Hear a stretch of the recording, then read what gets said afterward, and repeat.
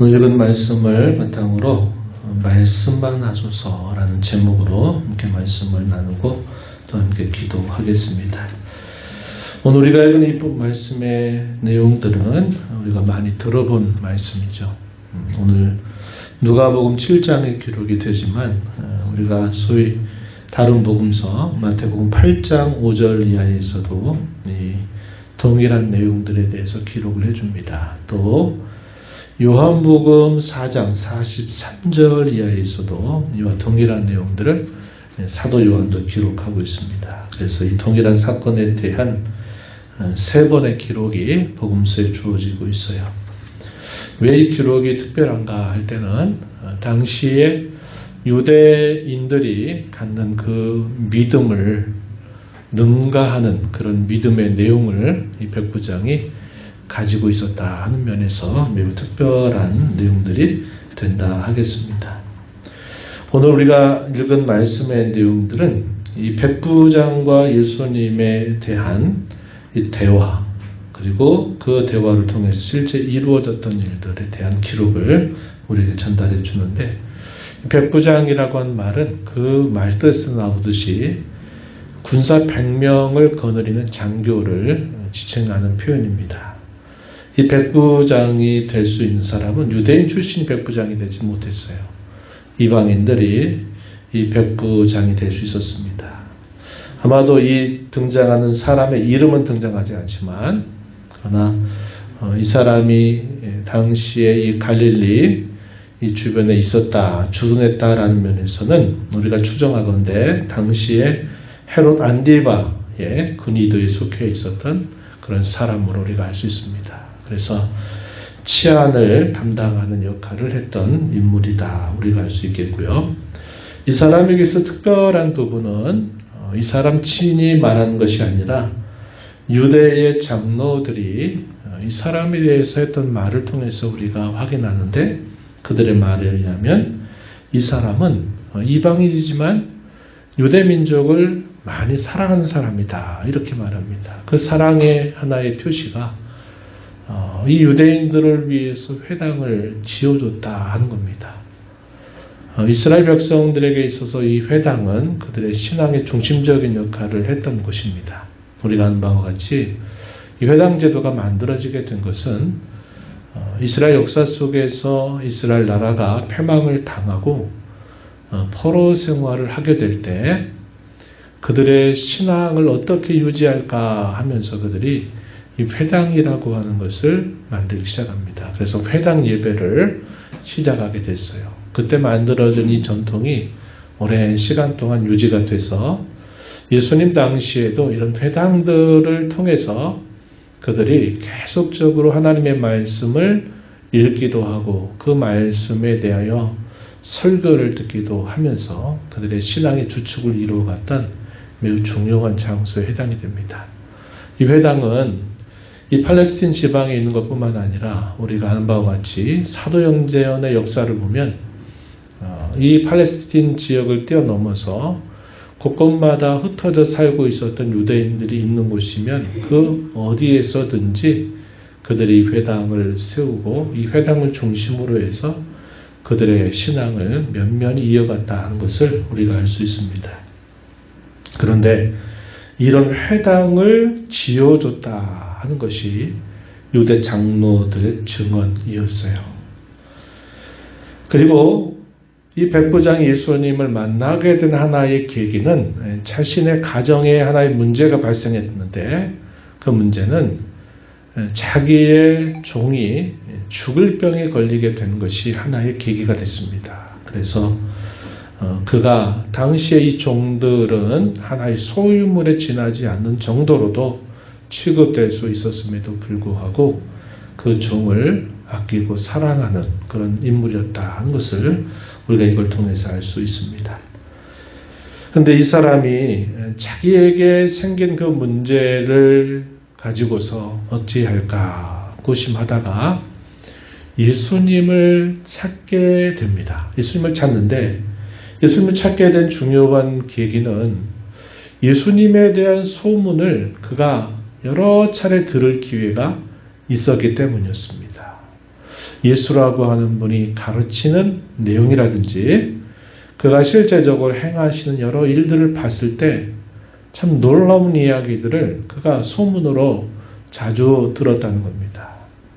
의원을 찾아서도 해결될 수 없는 문제이기에 그는 자기의 종이 죽을 병에 걸린 걸 계기 삼아서 예수님을 한번 만나봐야 되겠다 이런 생각을 그가 갖게 됐다 하는 겁니다. 그분을 찾는데 이 백부장이 어떻게 하느냐, 오늘 말씀을 쭉 살펴보면 이 백부장이 자기가 직접 예수님을 찾지 않습니다. 어떻게 하느냐, 사람들에게 부탁을 해요.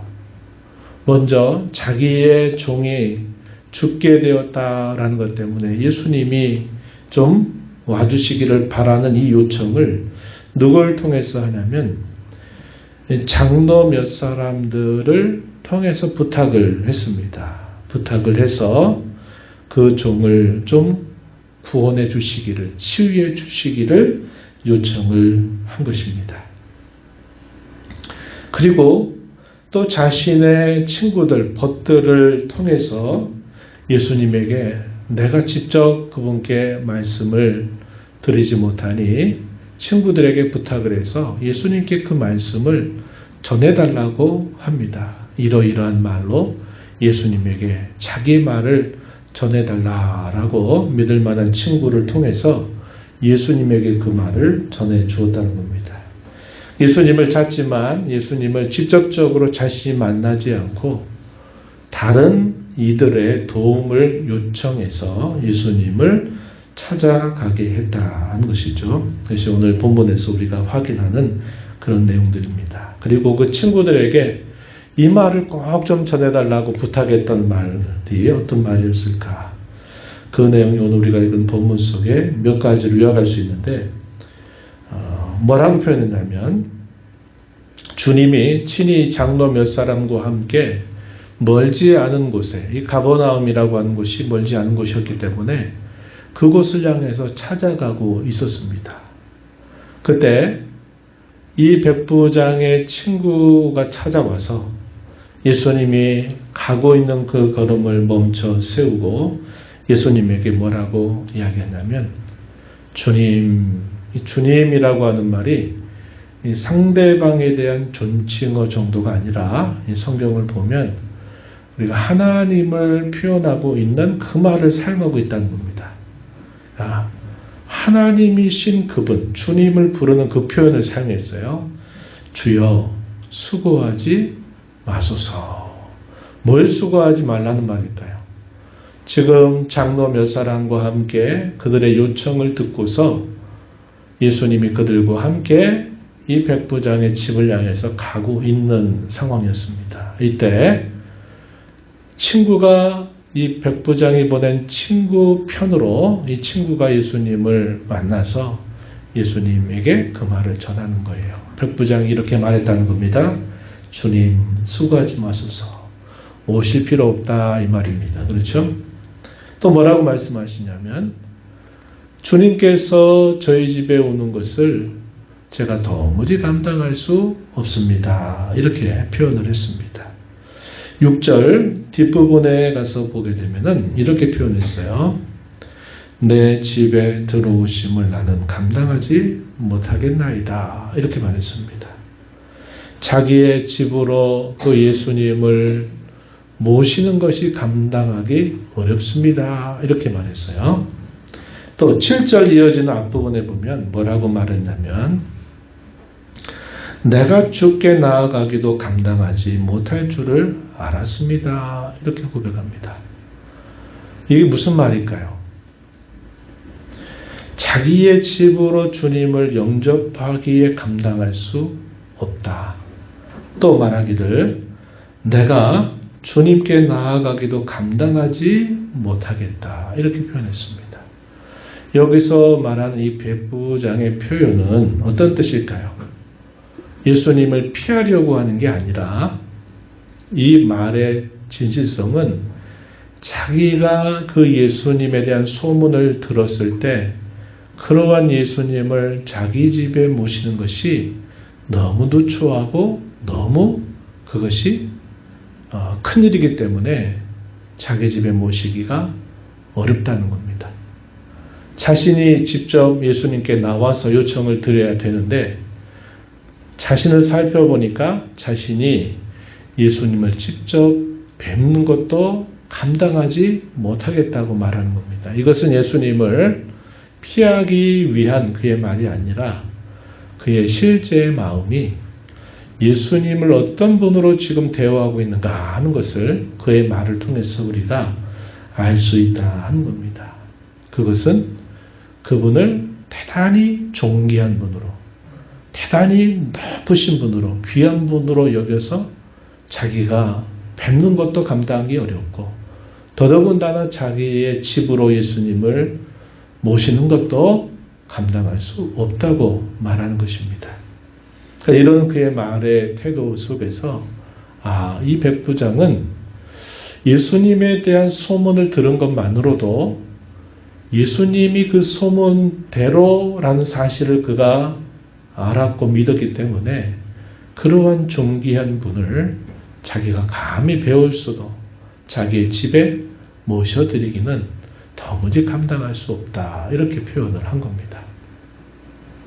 마치 이런 얘기 같아요. 갑자기 대통령이 내가 오늘 당신의 집에 좀 찾아가서 같이 식사 좀 하려고 합니다. 이렇게 얘기하면 여러분들은 어떻게 말할까요? 아무런 준비도 없이, 아무런 교육도 없이, 아무런 일도 없이 와서 그러세요. 와서 편안하게 드시고 가세요. 이렇게 우리가 말할 수 없는 것과 비슷한 것입니다. 백부장이 예수님을 그토록 존귀한 분으로 여기는 태도를 보였다는 겁니다. 그래서 부탁을 한 거예요. 유대 장로들에게 부탁하고 나중에는 자기가 하고 싶은 꼭 그 말씀은 자기를 잘 아는 친구, 자기가 신뢰할 만한 친구의 입을 통해서 예수님에게 그의 말을 전하게 한 것입니다. 또 했던 말 무슨 말이냐면 7절 이어지는 말씀에 보면은 말씀만 하사 내 종을 낫게 하소서 이렇게 말했습니다. 말씀만 하사 내 하인을 낫게 하소서 이렇게 표현되어 있는데 거기 1번 써 있죠. 1번 뭐라고 써 있습니까? 1번에 보면 어떤 사분에 하소서 말씀만 하소서 그리하면 내 하인이 낫겠나이다 이렇게 번역할 수 있는 원문이다 그 말입니다. 오히려 이 원문의 내용들이 이 각주로 있는 이 내용들이 더 아마 상황에 맞을 겁니다. 말씀만 하시면 내 종은 나을 것입니다. 굳이 저희 집에 와서 종이 있는 그곳에 찾아와서 종을 어루만지거나 종의 손을 대거나 종 앞에서 이렇게 하지 않으셔도 예수님은 말씀만 하셔도 제 종은 나을 것입니다. 그러니 오셔서 수고하지 마소서 이렇게 백부장의 말을 친구가 그대로 전해 준 것입니다.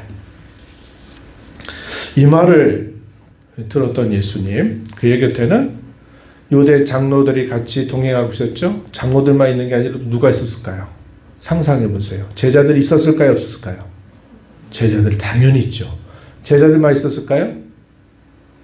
아니겠죠. 무수한 남녀의 여러 많은 무리들이 그 예수님의 가는 곳을 같이 따라가고 있는 그런 상황이었습니다. 그때 이러한 말, 이 말이고 친구의 말이 아니라 백부장이 한 말이라는 사실을 분명히 알 수 있죠. 예수님이 그러한 말씀을 듣고 나서 무리들을 쭉 둘러보십니다. 무리를 둘러보시더니 무리들이 다 들으라고 하시는 말씀, 어떤 말씀입니까? 오늘 우리가 읽는 말씀 중에서 9절 말씀에 소개가 됩니다. 9절 말씀 소개가 돼요. 뭐라고 말씀합니까? 내가 너희에게 이르노니 너희에게 그 모든 모여있는 무리들 전체를 포함하는 대상들일 겁니다. 너희에게 이르노니 이스라엘 중에서도 이만한 믿음은 만나보지 못하였노라. 예수님 이렇게 말씀을 하십니다. 대단히 칭찬하신 겁니다. 이방인이에요. 이방인이고 더더군다나 이방인의 군인으로서는 상당히 지위가 있는 사람이었습니다. 그런데 그 사람이 이렇게 말했죠. 그 사람이 이렇게 말하는 근거가 뭘까요? 제가 말씀 소개는 안 했지만 읽은 말씀에 보니까 명령하달이라고 하는 이 군의 특성을 그가 그대로 그걸 따라서 말하는 겁니다. 상관이 부하에게 말을 하게 되면 굳이 대면을 하고서 이야기하지 않아도 우리 상관이 이렇게 하라고 했다 이 말이 떨어지면 그 부하들은 그 상관의 얼굴을 보든 안 보든 그 상관의 명령이 떨어지면 그 상관의 말을 따라서 일사불란하게 그것을 따른다는 겁니다. 그와 같이 우리 예수님께서 말씀만 하셔도 굳이 오셔서 내 하인에게 손을 대고 다 이렇게 접촉하고 기도하지 않으셔도 예수님께서 말씀만 하신다면 그 말씀하신 대로 분명히 이루어질 것입니다. 이러한 신앙이 이 백부장에 표현이 된 겁니다. 아주 군대식으로 말씀을 그대로 받아들이고 놀라운 것은 그것을 그대로 믿고 있다는 겁니다. 이게 참 놀라운 일이죠. 예수님께서 무리들을 향해서 내가 이스라엘 중에도 이만한 믿음을 찾아보지 못했다. 이렇게 예수님이 말씀하시면서 이 백부장이 갖는 그의 마음가짐과 태도에 대해서 높이 칭찬하시는 말씀을 주시죠. 반면에 그 주변에 있는 제자들을 비롯해서 따르는 수많은 무리들은 다 누굽니까? 자신들이 하나님의 백성이라고 자처하는 이스라엘 백성들입니다. 그들을 향해서는 넌지시 책망하시는 말씀을 주는 겁니다. 그 말이죠. 너희는 오랜 세월 동안 하나님의 말씀을 직접 받았던 사람들이고 너희가 놀라운 특권을 수많은 민족들 가운데서 받았던 민족이고 또 그들에겐 친히 두루마리를 통해서 하나님의 그 말씀을 수없이 들려주고 강론도 듣게 하고 외우게 하고 그 말씀을 항상 붙들고 살아가도록 모든 것들이 준비되어 있는 상황을 그들이 경험하고 살고 있는데도 막상 예수님이 와서 말씀을 가르치고 그분이 하신 일들이 선지자의 예언대로 이루어지고 있는 일임에도 불구하고 그들은 제대로 믿지 않았고 도리어 배척하고 의구심을 갖고 하는 그런 태도를 보이고 있었다는 겁니다. 그래서 한편으로 이방인은 높이 칭찬하면서 정말 믿어야 될, 더 신실하게 믿어야 할 이스라엘 백성들은 그들의 불신앙에 대하여 책망하시는 그런 내용들을 이걸 통해서 말씀하고 있다는 겁니다. 이렇게 칭찬만 하시고 마신 게 아니었어요. 마태복음의 이와 관련된 평행부를 보게 되면 마태복음 마지막에 예수님이 그에게 이런 말을 전해줘요. 내 믿음대로 되리라. 믿음대로 되리라. 이렇게 내 믿음대로 되리라. 그랬어요. 나중에 가서 보니까 어떻게 됐을까요? 오늘 본문 마지막 절에 소개되지만 가서 보니까 전부 다 죽을 병에서 다 치유를 받아서 완전하게 회복되어 있는 것을 그들이 보게 된 겁니다. 이 내용은 우리가 잘 알고 있는 이야기예요. 이 내용을 통해서 몇 가지 좀 생각을 해봅니다. 첫 번째는 우리 사람들은 이 땅의 인생을 살면서 누구나 문제를 피해 살 수 있는 사람은 한 사람도 없어요.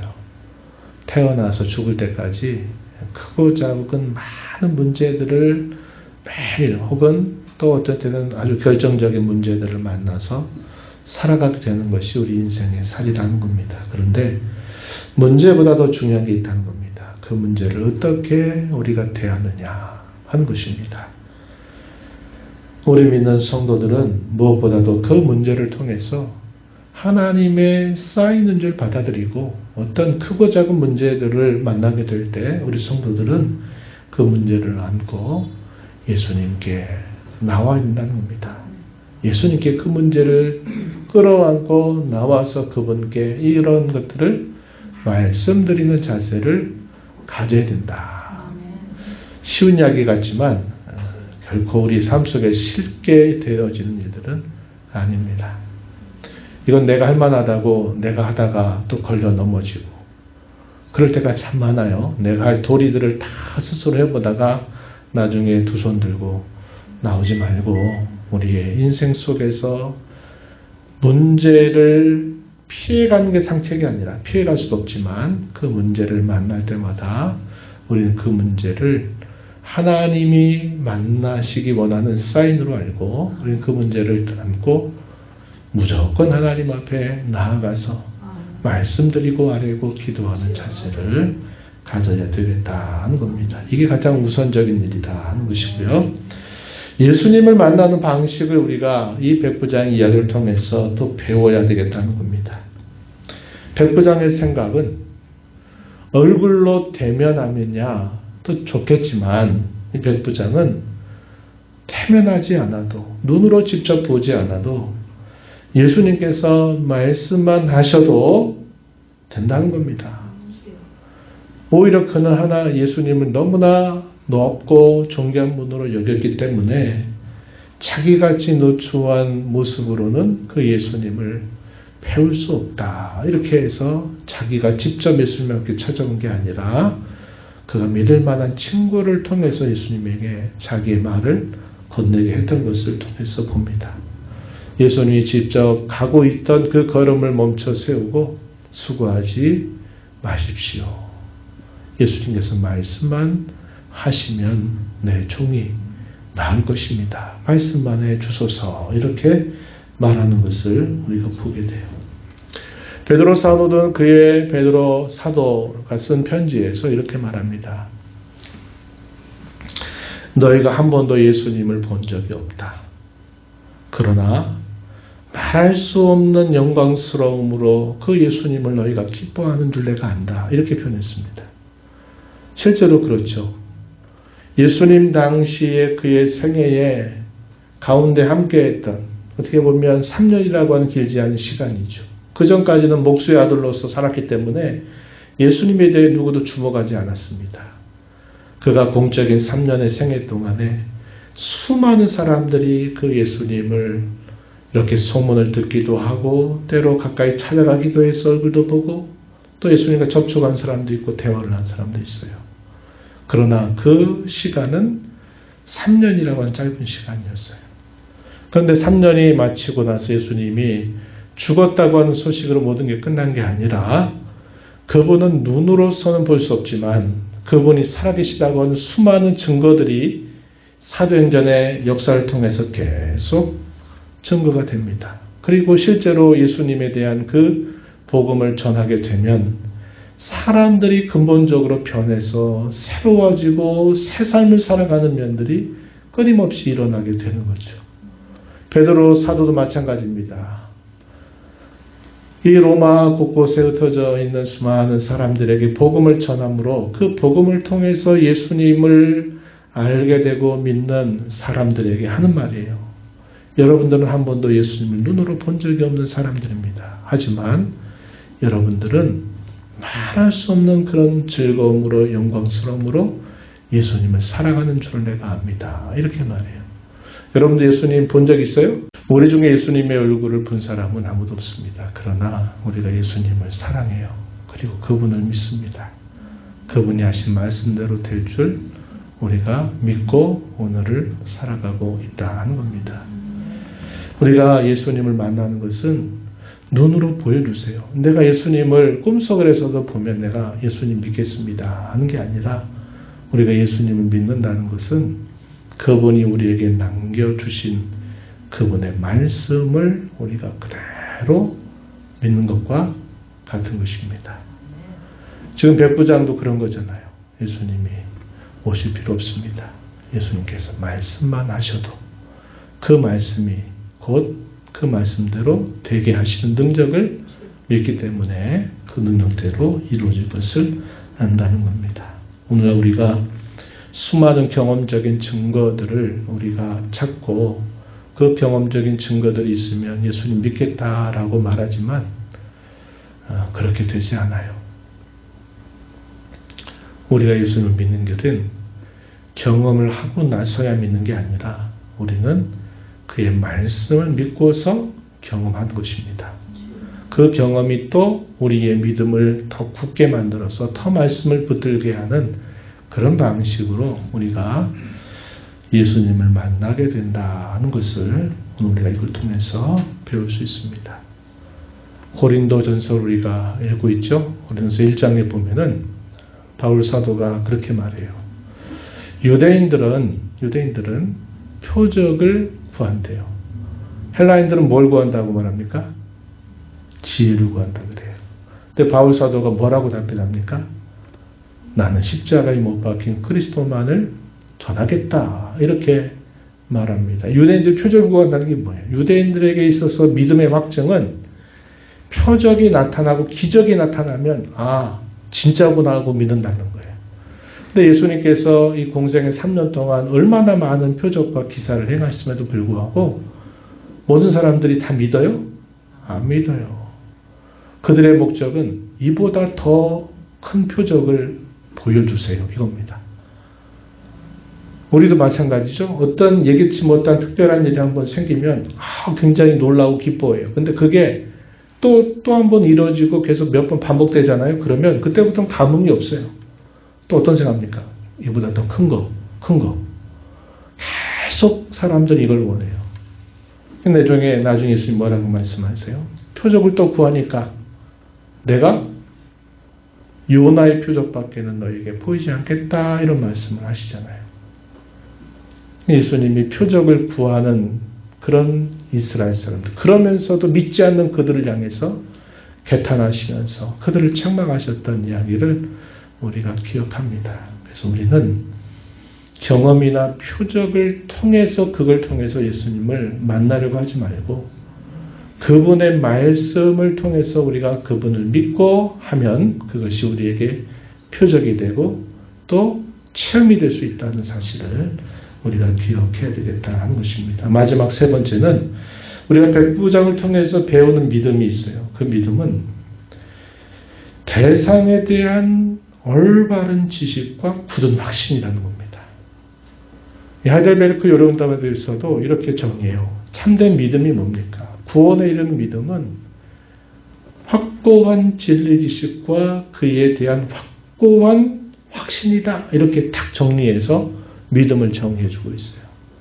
백부장이 보여준 것은 바로 그와 같습니다. 예수님과 그가 하신 말씀을 동일하게 여겼어요. 그리고 그분이 하셨다면 그것은 분명하다, 확고하다 하는 사실을 그가 믿는 겁니다.